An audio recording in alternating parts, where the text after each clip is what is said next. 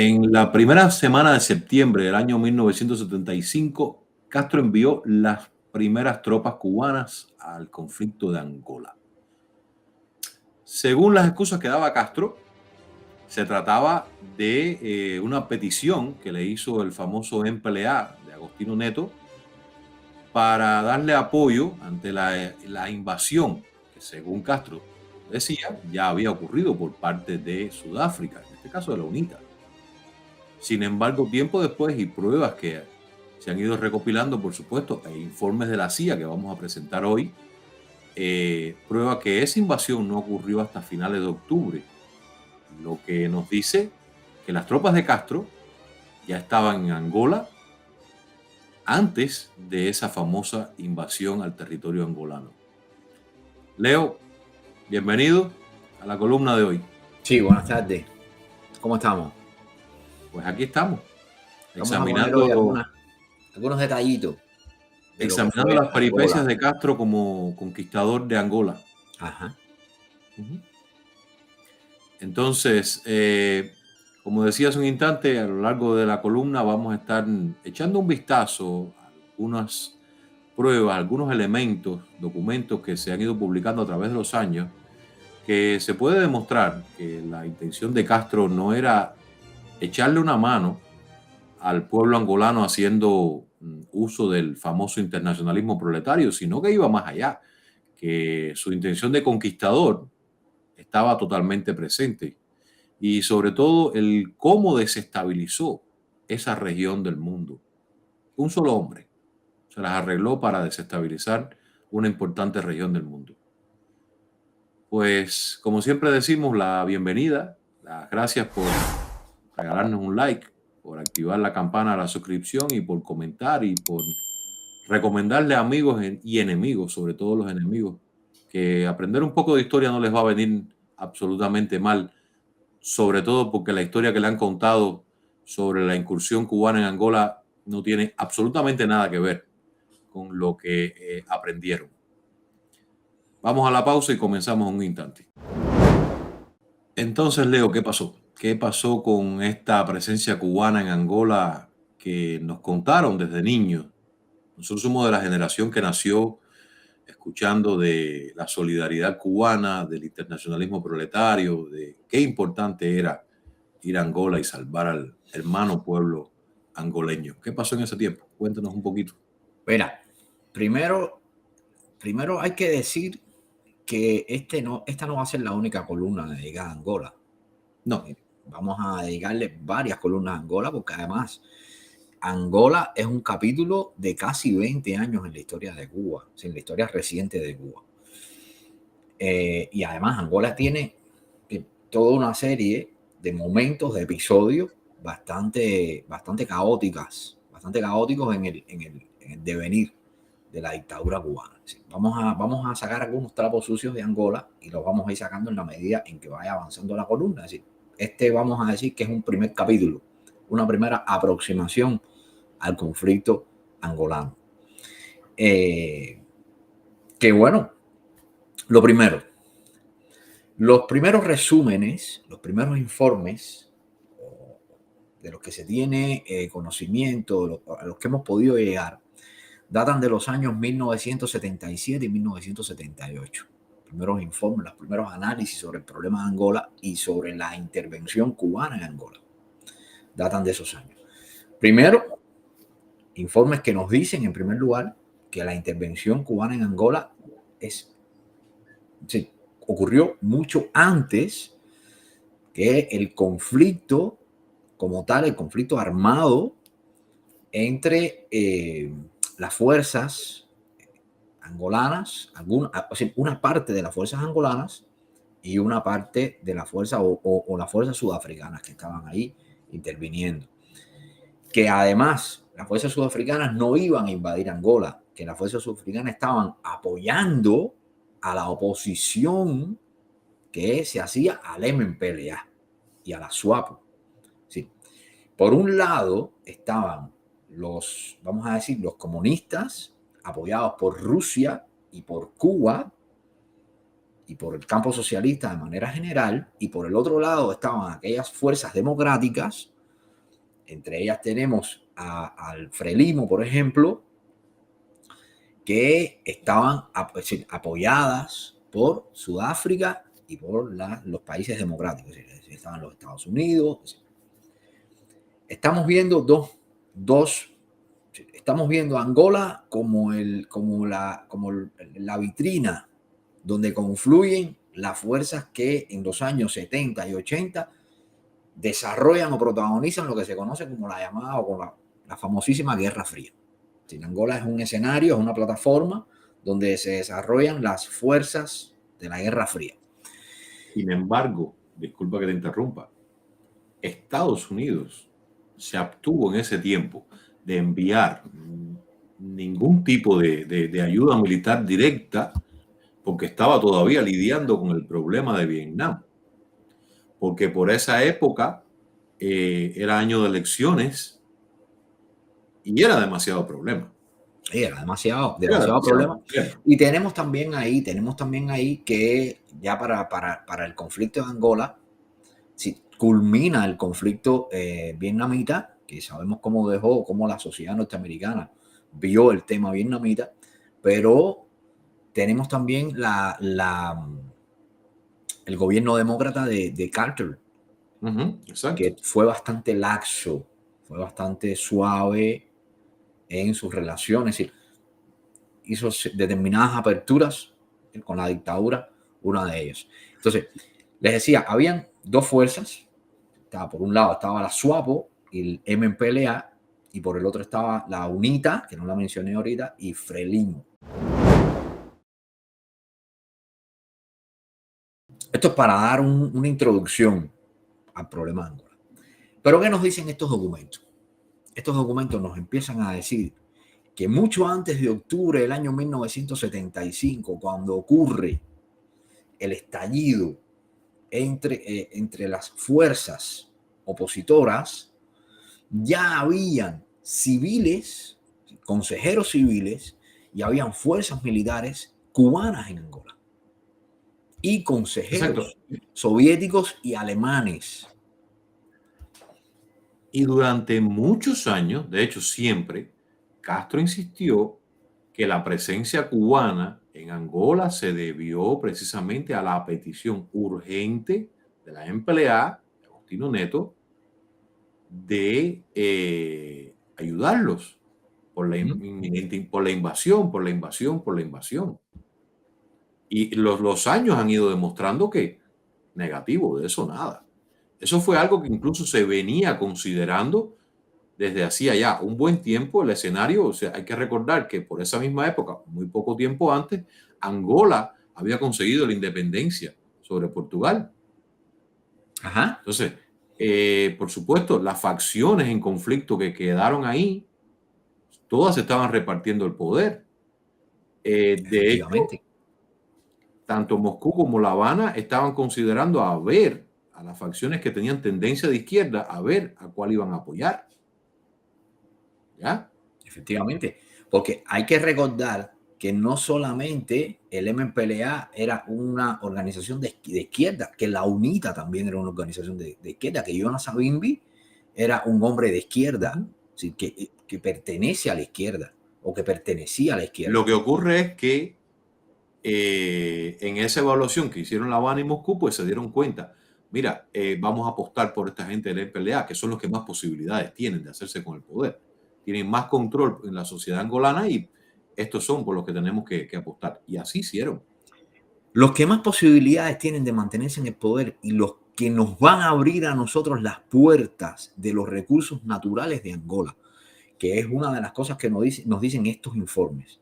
Es decir, que el primer paso para el supuesto apoyo cubano y del bloque socialista a Angola se da por la intención, bajo la intención de proteger, poner de este lado todo toda la riqueza petrolera del norte angolano. De hecho, desde ahí comienza el conflicto, de la zona de Cabinda, del enclave de Cabinda. que está, ese enclave que está fuera de las fronteras angolanas, que está más bien en el Congo, pero que pertenece a Angola, es decir, a lo que es el Estado Nacional angolano. Y ahora que estás mencionando el norte de Angola, precisamente al noreste de Angola se encontraban unas fuerzas militares rebeldes, las llamadas, esas fuerzas de los rebeldes de Katanga, que Castro entrenó y que incluso en entrevistas públicas él negó varias veces haber participado, haber entrenado esas fuerzas militares.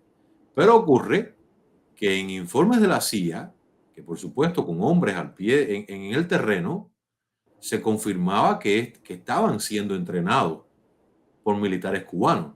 O sea, esas fuerzas que fueron precisamente a crear focos guerrilleros en el Congo habían sido entrenados por cubanos. Si citamos directamente o si somos bien justos a partir de lo que nos dice este informe de la CIA, dice que nunca hubo evidencia que Castro interviniera directamente en ese conflicto en el sur del Congo, en aquel momento el Zaire.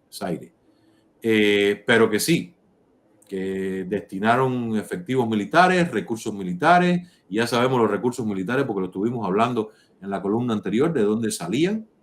Sí, vamos a presentar aquí de dónde salían los recursos militares para Angola. Ahí están. Los efectivos, más de 5.000 civiles, más de 20.000 en el año 1978, más de 20.000 militares, más de 5.000 civiles, y ahí están los MiG, los tanques, sí, todo el desplazamiento de tropas que se hizo hacia Angola, pagados por la Unión Soviética y por Angola también, sí, por el gobierno angolano. Exacto, que es lo que Castro no puso un centavo. No, es lo que hablábamos, que lo mencionábamos en la columna anterior que le dedicamos a la parte de la supuesta ayuda a Nicaragua. La Unión Soviética pagaba, Angola también pagaba. O sea, Castro estaba cogiendo dinero a sombrerazo, dinero que se fue perdiendo en el tiempo, porque ese dinero no llegaba a Cuba. De hecho, eso fue una de las preocupaciones de los tecnócratas encabezados por Carlos Rafael Rodríguez cuando se estaba cocinando el tema de la invasión, que era cuál iba a ser el costo económico que iba a tener todo ese tema para Cuba. No nos podemos olvidar que cuando comienza la intervención militar cubana en Angola, porque ese es el nombre que tiene, ¿no? Olvídense de ayuda, olvídense de solidaridad o internacionalismo proletario. Aquí estamos hablando de una intervención militar de Cuba. Pues Castro se olvidó por completamente del día a día de la vida cubana. Se giró por completo, de hecho, los recursos materiales, los recursos militares, todos se pusieron en función. Los recursos humanos, todo se puso en función de Angola. De los recursos humanos ni hablar. El primer informe al que tuvimos acceso, que data, como tú decías, del año 1977, ya hablaba de más de 1.000 efectivos militares cubanos muertos en combate. Más de 1.000 efectivos militares muertos en Angola. Estamos hablando en el de año 1977. Supuestamente en apenas año y algo. No llegaba a los 2 años. Exactamente. No llegaba a los 2 años. Pero mira, antes de la píldora vino, no sé si recuerdas los fragmentos del informe final del primer Congreso del Partido Comunista de Cuba en el año 1975. Correcto. En ese informe final del primer Congreso del Partido Comunista de Cuba, ya Fidel Castro está avisándole a la gente y al mundo la intervención cubana en Angola. Sí. Y esto ocurre antes de la colisión de las fuerzas opositoras en Angola. Es decir, la CIA nos dice, ocurre antes, pero es que también él avisa. También él nos avisa. Exacto. Que va a invadir Angola aún antes de, y que va a intervenir en un conflicto donde él ni pinta ni da color y donde existen fuerzas que se tienen que oponer por necesidad política. ¿Comprende?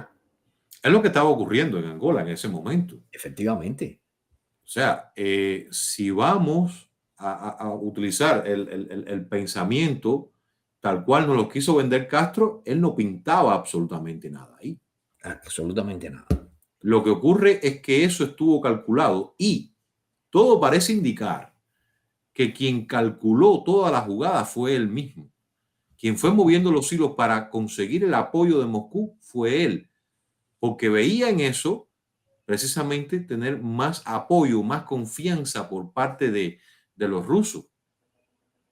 Entonces, él calculó incluso cuánto iba a afectarle eso frente a los países no alineados, las críticas que iba a recibir y cuánto le iba a afectar en sus relaciones con Estados Unidos, que estaban a punto de coger otro rumbo.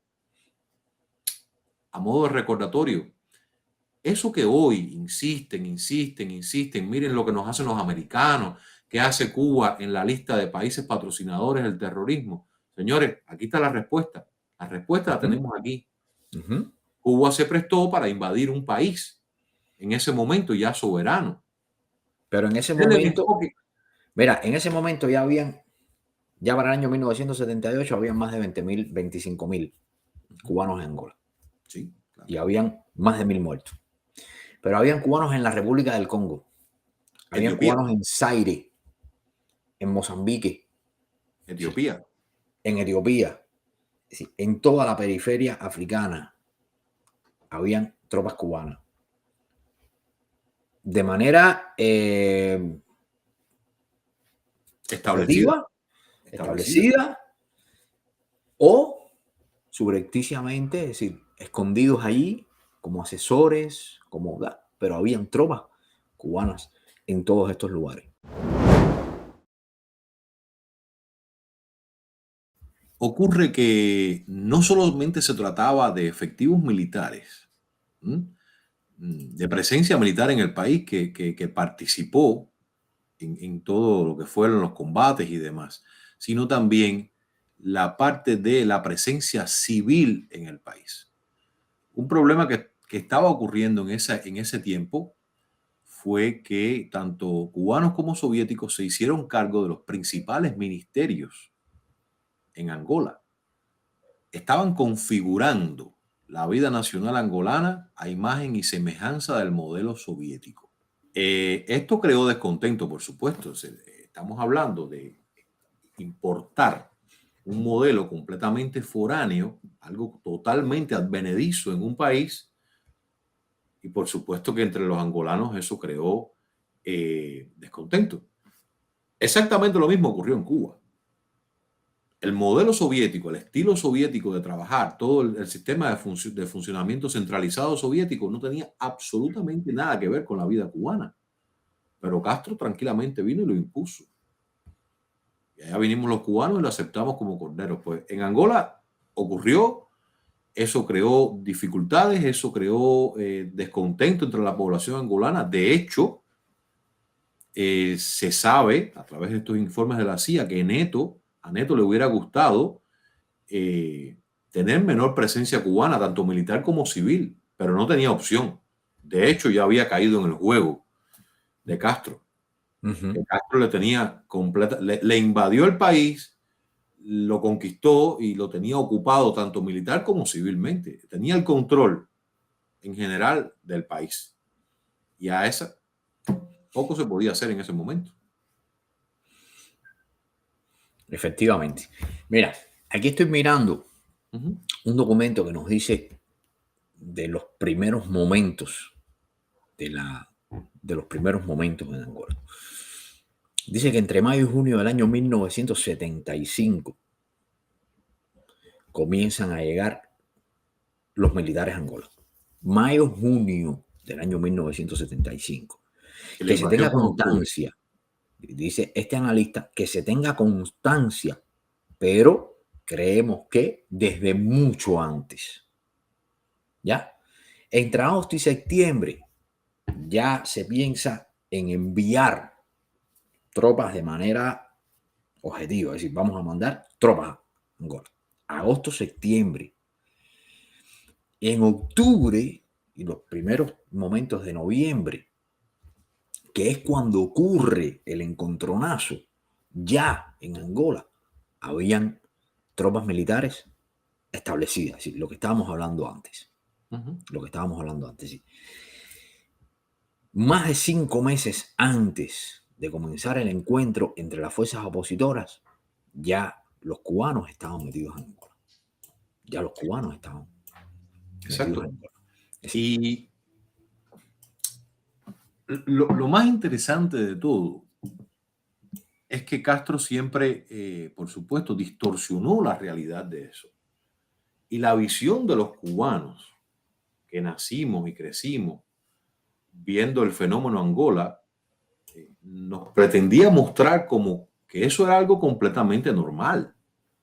O sea, en Angola existía todo un puesto de mando, es decir, había generales dirigiendo las guerras de Angola, había generales en el norte, había generales en el sur, todo tipo de pertrecho militar y civil.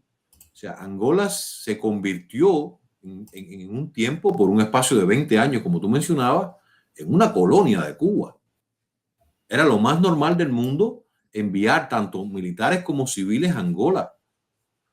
Y no solamente se trataba de enviar maestros para ayudar en el proceso de alfabetización de los niños angolanos. Eso está muy bien, eso es algo muy loable, si la intención hubiera sido realmente ayudar.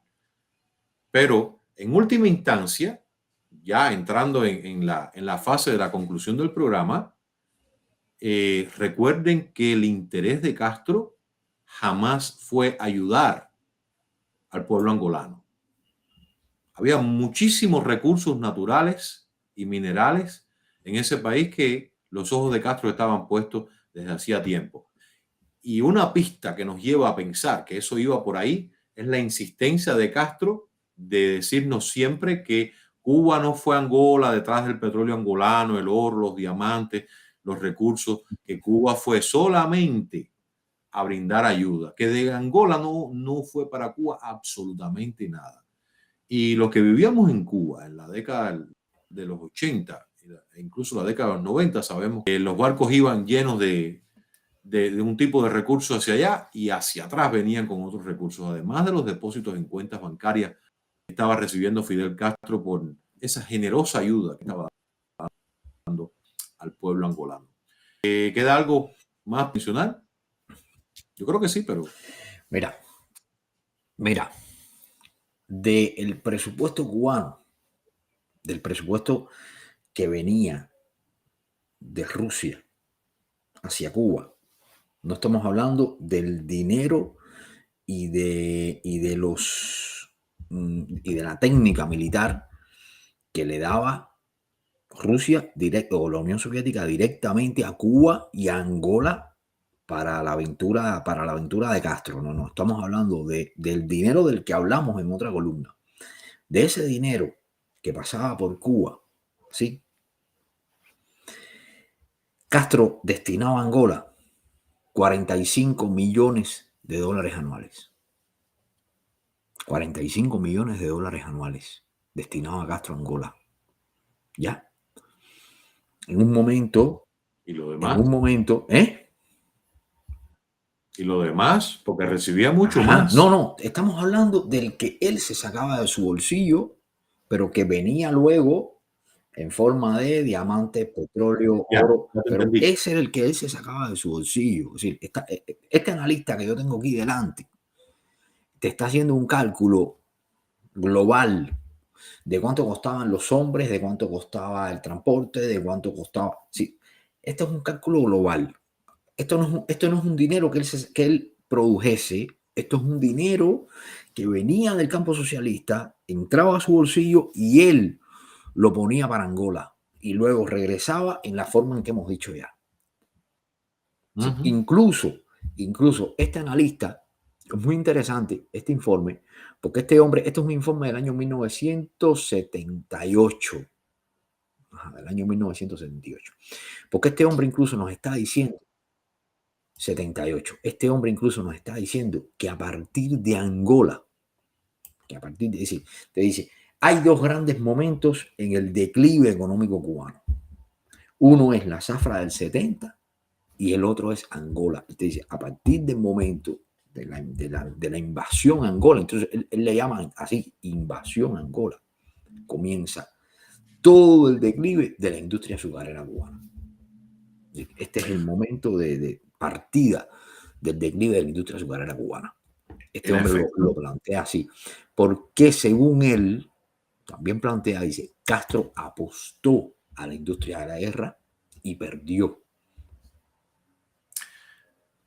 Perdió, en efecto, porque mantener la industria de la guerra, él iba a necesitar de quien lo estaba manteniendo, de quien le estaba suministrando el armamento.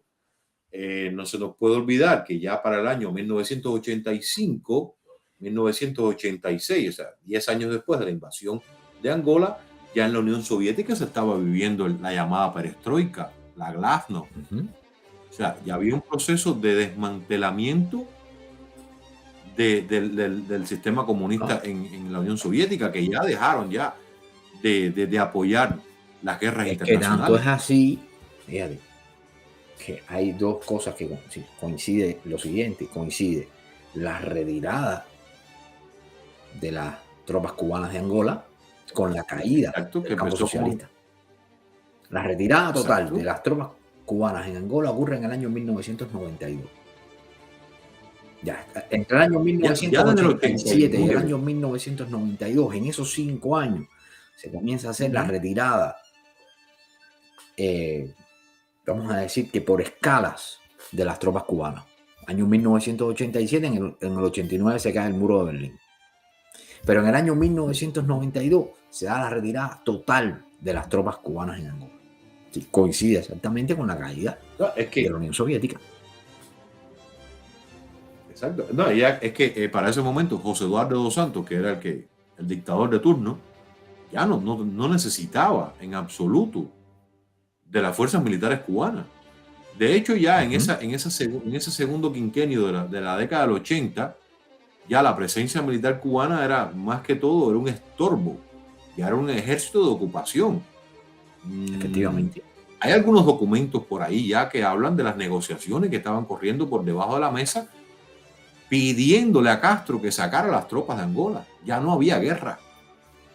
O no la guerra que Castro había estado librando en la segunda mitad de la década del 70.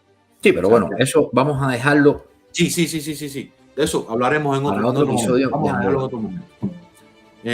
Vuelvo a preguntarle otra vez. ¿Algo más para decir en este programa de hoy o seguimos dejando algo para otra columna? Uno, Fidel Castro invadió Angola. Eso es un hecho. Uno, Fidel Castro invadió. Dos, las intenciones fueron meramente económicas. Fue una invasión al petróleo, a las riquezas naturales de Angola. Y tres, Fidel Castro invadió, intervino en un conflicto que era totalmente interno. No tenía nada que ver con nadie. Era un conflicto de los angolanos. Es lo que hay. Ahí están las pruebas. Es lo que hay. Ahí es lo que hay. Ahí está todo. Bueno, pues nada, gracias por la paciencia, gracias por llegar hasta aquí. Gracias por suscribirse al canal, gracias por los comentarios que nos dejan y por supuesto por estar. Y recuerden siempre, recomiéndenle lo que estamos haciendo a amigos y enemigos. Y siempre, aunque lo digo un poco en broma, es en serio, recomiéndenselo a los enemigos. Los enemigos son esos que están convencidos de que Fidel Castro fue un santo y de que todo lo que hizo Fidel Castro tenía una razón de mucho peso. Y la historia real, no la que ha contado el castrismo, es completamente distinta. Pues gracias, hasta la próxima columna y adiós. Hasta luego.